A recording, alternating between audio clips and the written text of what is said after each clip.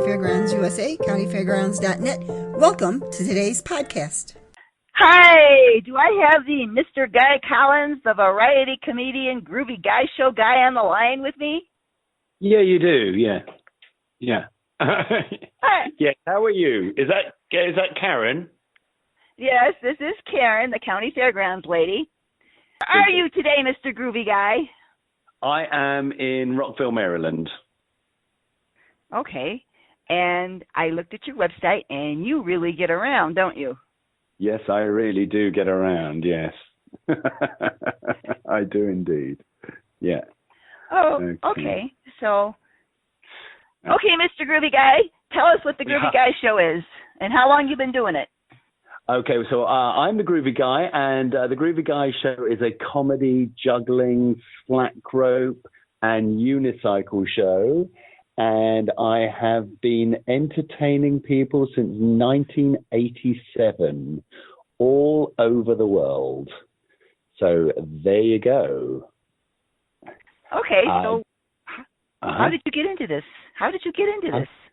So I started off as I was traveling through France as a young man, and I could just about juggle. And I met some German hippies, and they said, "Oh, you could make money doing that." And so they took me down to the metro, in fact, and I started juggling just for tips as a very young man. And things got rapidly better very quickly. And I met a Portuguese fire performer in the south of France, and he taught me how to really work a crowd, which was great fun. And then when I returned to England, and this would have been about 1988, I met some other jugglers and got really, really, really into juggling, and I couldn't stop juggling. And I gradually started to get more and more, little local gigs. And then in 1989 and 1990, I enrolled in circus school in England, in the UK. And that really brought my skill level right up. So I learned to do trapeze, not that I do it now, and acrobatics. And I could already unicycle a bit, but they also taught us a lot of theatrical skills. And then when I left circus school, which was about 1991, I was picked up by a theme park, a very big theme park in the north of England, a place called Blackpool Pleasure Beach, which is kind of it's an iconic theme park. It's very, very famous. And I was one of their in-park entertainers I worked for them for about 5 years. And that really, really sort of pushed my career off on a good thing. So I was about 23 when I started with Blackpool, and their season went from April right the way through till November, because they had what they call the Blackpool Illuminations, which is a whole bunch of fairy lights that they put up, so a great big light show. And that was great fun. So that really, and obviously I was doing at least 4 shows a day for them with large crowds, sometimes on a stage and sometimes just, on the tarmac, on the blacktop. And I really, really enjoyed it. And I learned to stilt walk, and I would stilt walk around the park at times. And that was really the start of my proper professional career. So I worked for them until 1995. And they also sent me to Sweden, to a theme park in Sweden, where we did a little contract for 2 or 3 months. And another one in Germany, another year where we also worked for 2 or 3 months. Still here, I'm listening to you. Okay. And then I also during that time I worked briefly for a traditional circus, which also helped me pick up a whole bunch of different skills too. So I had quite a considerable skill set and quite a lot of experience by the time I was 26, 27. So obviously, working in theme parks is an awful lot like working in fairs, especially state fairs. And I just did the Lubbock County, the South Plains Fair. And it kind of takes me back now when I do these fairs to being a young man in Blackpool and starting off then. But in about 1995, I went down to London, which was the big city for me then, and I worked at Covent Garden Marketplace as a street performer for nearly 7 years, which was very good. And I also went to Edinburgh, and I started to travel around Europe a little bit more, but doing more professional paid street gigs.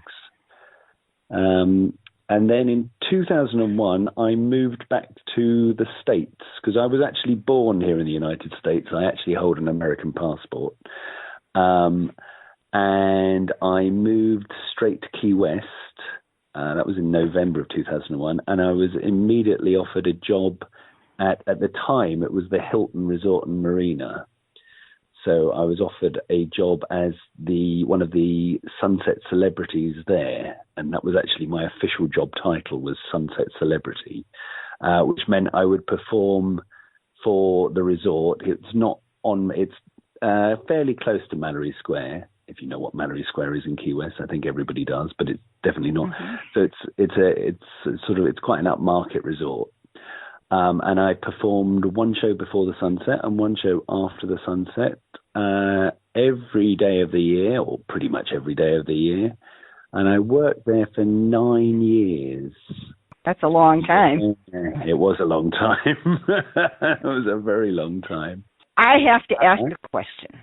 And the question that I'm going to ask you is, have you ever regretted getting started in this? And, is there anything else that you've ever wanted to do? I was very, very briefly a travel agent for about 2 years when I first left school at the age of 18. But not even that. I wasn't even 18. I think I was 17 when I left. But I just didn't like being in an office, and it used to drive me crazy. And that's why that's why I set off to France to go traveling. And I'm glad I did. And how did your parents feel about that? I mean, you must have had parents. Well, yes, I do have parents. I've still got my mum. I don't think they were too impressed at first. In fact, my mum would always say that I worked as a teacher for a few years until I actually started working on cruise ships. And when I got my first contract on a cruise ship, all of a sudden everything was fine. And then I was an entertainer, because apparently she thought that cruise ships were, a cut above what else, the theme parks and stuff. But there you go. Yeah. You really have a good time when you do a show, right? Oh, yeah, I have a great time. If you're not having a good time, then yeah. I mean, yes, I always try and have a good time, and I'm 99 times out of 100, I have a good time doing a show. Yeah, it's very rare to get a bad audience, and if you do get a bad audience, you can normally turn them. So yes, and I really enjoy it. Yeah, very much so. So. How long does one of your, you go out in the streets, say, like in New York City, how long would you perform for? If it was a street show, a proper street show, so to speak, it would be 45 minutes, I think, is the optimum time. But when I do my shows at the fairs, I was, for the last 2 years, I've been a stage act at the Ohio State Fair, but the year before I was one of the street acts. And the shows are 30 minutes. For a state fair or a county fair, I think 30 minutes is a good time. But 45 minutes is also good, I think. But no more, really. I don't think, people don't want to stand, especially as most of the fairs are in the summer and in the heat. So you don't want to keep people outside, out for too long. So either 30 minutes or 45 minutes. I mean, if you're working for tips, then 45 minutes is probably better because it's, better to get a crowd. But obviously... Yeah, I see that tip thing. I see that you made $10,000, right? You want to tell our listeners about that $10,000? Yeah. No, that was in Boston. So, and I was performing there one day and, I was doing my show and Penn Jillette suddenly appears and said, "This guy is the best juggler or the best street act in the whole of Boston, and I'm going to give him $10,000. Wow. Which was really nice. And we didn't know it, but they were actually filming a secret talent show at the time. They'd actually told us that they were just filming some background stuff for the Travel Channel. And so, I signed a release because I really don't mind doing that sort of stuff. But it actually turned out that they were filming a secret talent show, and I won. I was the most popular street act at Boston's Faneuil Hall Marketplace, which again is a very iconic place. So I was very happy with that. And that got turned into a TV program, and it was shown on the Discovery, the Travel Channel. Shown on the Travel Channel in 2014. It was quite widely shown because a lot of my friends or people I knew would phone me up and say, "Oh, I just saw you on TV." So it was great. That's cool. That's kind of cool. Yeah, it was very cool. Yeah, it's very cool indeed. So and also to have Penn Jillette endorsing you is very, very cool. Yeah. I guess so. So you do county and state fairs. Can you tell me some of them you've done, and are there any particular ones that you would like to do that you haven't performed at yet? Well, I've only really started doing the state and county fairs in the last 2 or 3 years. The only one I'd done before had been the Bedford County Fair up in Rhode Island, I think. Is it Rhode Island? Or it might be off. I can't remember right now either. So yeah. But I know it's a big fair. It's a big fair. Yeah, I did that one. That was a few years ago, and then after that, I was performing at a lot of Renaissance festivals or Renaissance festivals, but they're kind of they're interesting. And but in the last, I was quite successful at the Ren Fairs. But in the last 3 years, I've done the Ohio State Fair for the last 3 years. So the first year I did it as one of the street acts. And then the second year I doubled my contract and I was a stage act, and I was also the MC for the Main Street stage there. And that went down so well, they had me back this year again. And so that was a 12-day run, and I just completed the South Plains Fair in Lubbock, Texas, which was also good. So I am looking for lots more because I really enjoy working on the fair market. It's really, Yes. I like the people. I like the fact that people aren't snobby, and because obviously I've worked cruise ships as well, and sometimes the clientele can be a little bit, standoffish, shall we say, at times, or, not in, that's just a couple of the boats. Whereas the fair market seems to be people of all backgrounds, and everybody seems to be up for having a good time. So that's great. Right, exactly. That's one of the reasons I do what I do. County fair people are generally nice people, and everybody's out to have a good time, which is a good thing these days. So. It certainly is, yeah. And people are very, very appreciative as well. They really like to be entertained, and they just want to have a good time. And that's what I want to give them. So there we go. Okay. So that kind of, it's a win-win situation. Okay, so now let me ask you this question. Do you have a wife and kids? I have a permanent girlfriend. She's very lovely. Okay. She's called Stephanie. She's an entertainer as well. So yes. What does she do? Well, she's an actress, and she teaches and she sings occasionally. She also has a children's show, which is very good. Her most recent show is King Midas and the Golden Touch, and she actually makes all of her stuff turn to gold, which is very impressive. Oh, that's cool. Yeah, I taught her how to do that. Good. I bet you did. The reason I ask you that question is because a lot of the entertainers I interview, I always like to hear if their children are following in their footsteps, which is an interesting thing to listen to. I do have children. I have two children. I have three children. I have a 29-year-old girl called Emily. She's gone back to school and she's got an internship with Warner Brothers.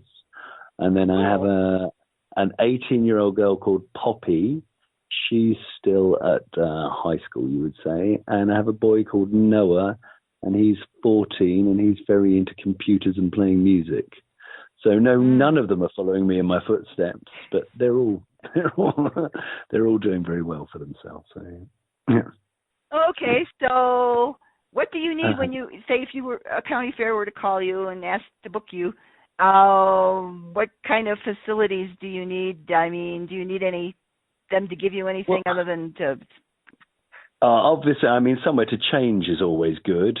That isn't the public bathrooms. So a dedicated spot to change is ideal. If not, I can always, change in my car at a push. But yes, I mean, I would say really a dedicated spot to change, and if possible, I mean, I know it's not always practical, somewhere that you can just sit and get away from everybody for a few minutes, just in case, because it's quite good to clear your head sometimes before and after a show. Yeah. The crowd lets you disappear, do they? Well, yeah, I mean, no, not immediately. You know what I mean. No, they don't. Yeah, you should learn how to. You do a little magic too. I saw that you. What kind of magic do you do? Well, I've got when I do my stage sets, my tie gets split in two when I put it on, and my buttons change color. But I can also do a few card tricks, and I can also do the cups and balls very nicely. So I do actually have a little magic show that I can perform. And I like to mix my juggling with a little bit of magic. So the show isn't just, one discipline. It's, there's unicycling or the rope walk. And the rope walk even has a little bit of there are two ropes and there's a knot that moves. It's a bit like the Professor's Nightmare trick, if you know what that is. So yeah, it's nice to mix sort of magic and juggling and comedy and bring it all together to people. It sort of adds an extra dimension to everything. Say that rope walking that you do. I've never seen anybody walk a rope like that before. That must have taken a long time to learn how to do. Well, yeah, it was. Yeah, I actually was able to walk a rope very, very quickly when I started. It was just one of those things that I could sort of do naturally. But obviously, I did practice as a youngster, and I think it just made me solid. And also as well, I think one of the benefits about growing up, starting as a street performer, you do get to do an awful lot of shows. So, you get to, when you first start to make money, you have to do a lot of shows. And I think that really helps. So, I mean, it really helps to hone down the material. Okay. Yeah? All right. Where would you like to perform, and where would you like to see yourself performing, say, like in the next year? I would like to be doing a lot more county and a lot more state fairs, if possible, please. Okay. And all over the United States is good for me. Have show will travel. How about that? That's what I'd like to say. Sounds good. Sounds good. And I also have a walkabout act, and there's an act that I'm also working on with Stephanie. We have, I have a pink unicorn which is mounted on a unicycle, and that's very good fun for walkabout and for wandering around entertainment. And she also has a silver Pegasus, And together we are thinking about becoming the king and queen of fairyland on our... yeah, because we're far too old to be the prince and princess. On our unicorn and Pegasus unicycles. And they're very good. They were made by a professional puppeteer, a guy called Gabriel Quirk, who's very successful in the Renaissance Fair markets. And he made us those. So, and the unicorn even poops a rainbow. So there you go. Okay. So now I'm going to ask you, and this is a very important question, how do people reach you if they are interested in booking you? Well, you can reach me through my website, which is TheGroovyGuy-GuyCollins.com, or you can email me at guycollins.variety@gmail.com, or failing that, you can just phone me up on 802-560-5180. Well, Mr. Guy Collins, you sound like a heck of a lot of fun and a really good time, and that's what we're all about here. So I'll see what I can do for you. Okay? Thank you very much. Thank you so much. Excellent. All right, great. Thank you, Mr. Guy Collins. Bye-bye. Thank you. Bye.